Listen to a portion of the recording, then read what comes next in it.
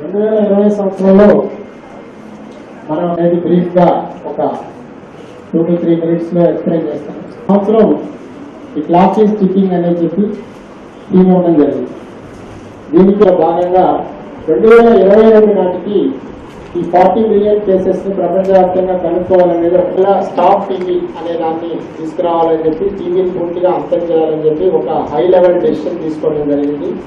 40 million cases ని identify చేయడం, 30 million cases ని ఇలాంటి కొన్ని టార్గెట్స్ పెట్టుకున్నాం.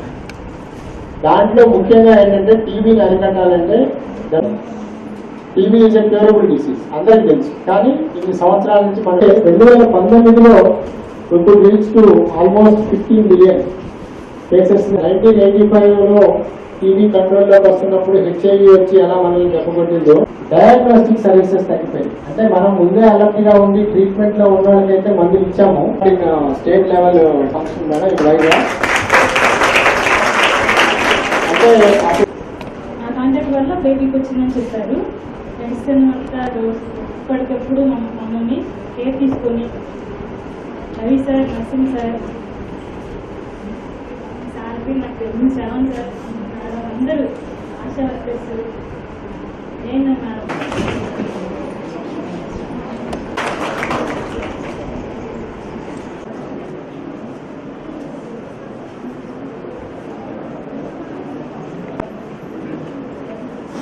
Good morning, you all.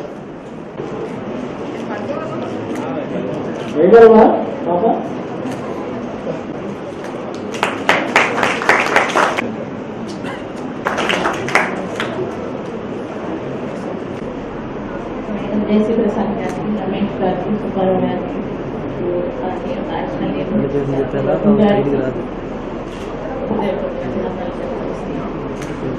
Already Subbarao గారు చెప్తున్నారు హెచ్ఐవి టీబీ గురించి.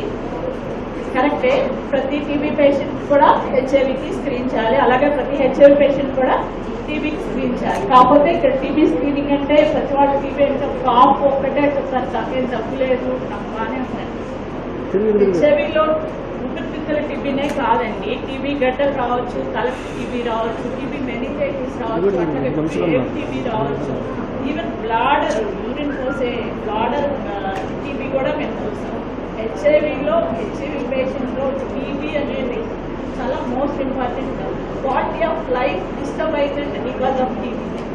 ఎనీ హెచ్ఐవి పేషెంట్లో టీబీ లేదు అంటే is free of disease. HIV తగ్గించేది యాక్చువల్గా టీబీనే క్వాలిటీ ఆఫ్ లైఫ్ ని తగ్గించేస్తుంది.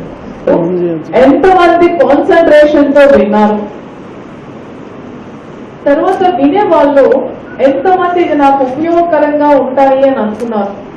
These are all question marks. So మనం ఎప్పుడు కూడా ఒక యాక్టివిటీని ఒక డిపార్ట్మెంట్ యాక్టివిటీగా చూస్తాం. We won't get any common consensus or common interest. టీవీకి we should have the common interest. అందుకే డిస్ట్రిక్ట్ అడ్మినిస్ట్రేషన్ తరఫున ఐఎమ్ హియర్. నేను ప్రెజెంట్ చేస్తున్నాను అంటే all the departments at the district level will be part of this. Healthcare professionals are there, dedicatedly he is there, and you are from different sectors who are directly or indirectly contributing this TB elimination program. So TB elimination అనేటప్పుడు ఇప్పుడు ఎవరో ఒకరిని identify చేసి treatment ఇస్తే elimination అయిపోతుందా? ఎందుకు అవ్వదు? Already detect చేసి ట్రీట్మెంట్ ఇస్తున్నాం కదా. Yes, we are not able to identify where the spread is going. అట్లానే మనకి సుబ్బారావు గారు మాట్లాడుతూ ఆయన ఏం చెప్పారంటే it's an opportunity bacteria. So tuberculosis అనేది ఒక బ్యాక్టీరియా వల్ల వస్తుంది, ఇట్స్ అన్ ఆపర్చునిటీ. సో ఎక్కడైతే బాడీ ఆపర్చునిటీని క్రియేట్ చేస్తుందో ఐదర్ ఇమ్యూనిటీ లెవెల్స్ తక్కువ or hygienic atmosphere or already existing infection in his body or some psychological distress. All different reasons are there. So అలాంటి opportunity బాడీలో ఉండేటప్పుడు డెఫినెట్గా ఇట్ విల్ అటాక్. సో మన Indian population లో 40% ఉంది. So 40% మనం screen చేయాలి. సో మనం అంతా చేయటం లేదు. So screening itself is a challenge for us. We have to identify the persons whom it may attack. So so ప్రాబబిలిటీని మీరు మ్యాథ్స్ గా నేర్చుకుంటే probability is a big chapter. ప్రాబబిలిటీని ఐడెంటిఫై చేయాలి. So how we are going to identify? మనకి object అయితే చాలా clear గా ఉంది. WHO దాని ప్రకారం 2030 కల్లా ఎలిమినేట్ చేయాలి. ఇండియా ఇంకా షార్ట్ టార్గెట్ పెట్టుకుంది 25 అయిపోవాలని. But how will achieve? One is detection. How will detect? So some symptoms are what we can physically identify, cough or fever or weight loss. Some symptoms may be silent. So we have to create an awareness that everybody should evaluate himself and everybody should be in a position to rule out that I am not being infected by TB.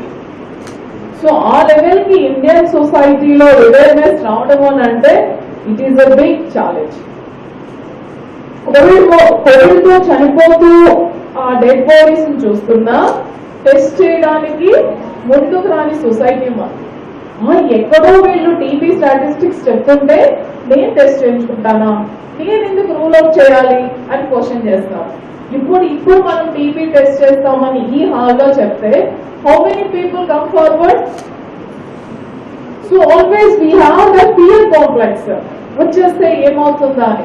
But ఒక problem ని మనం ఎప్పుడు rule out చేయగలమంటే when we identify. So identification itself is a challenge. Testing కి ముందుకు రారు. మీరు test చేసేటప్పుడు రండి టెస్ట్ చేసుకోవాలి అని అంటే నాకు టెస్ట్ చేయడం నా కోసం అనే దానికన్నా నువ్వు నన్ను అనుమానిస్తున్నావా అని అంటారు. అవునా కదా? సో ఆ స్టిగ్మాని మనం బ్రేక్ చేయాలి. ఆ స్టిగ్మా ఎప్పుడు బ్రేక్ అవుతుందంటే when it is under common umbrella, common interest, as if you are participating in your religious activities, as if you are participating in festivals, as if you are participating in your college functions or you are interested. మనకి religious దాంట్లో ఎవరైనా participate చేయమని మనకి meeting పెట్టి చెప్తారా? Is there any indicative campaign for participation in Diwali or in Christmas or Ramzan? No, we all are ready. So my mind అంత religious గా discipline గా ఉండడానికి ట్యూన్ అయిపోయింది. But it is related to our health, ఆ psychological stigma అనేది అంత common గా రాదు. సో ఇప్పుడు మన ప్రోగ్రామ్ ఆఫీసర్స్ కానీ ఇంతమంది డాక్టర్స్ కానీ ఎప్పుడు సక్సెస్ అవుతుంది అంటే when we campaign ourselves. ఇక్కడ ఎంత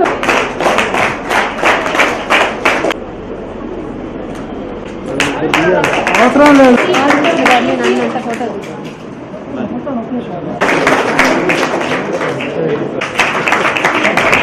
అయిపోయింది.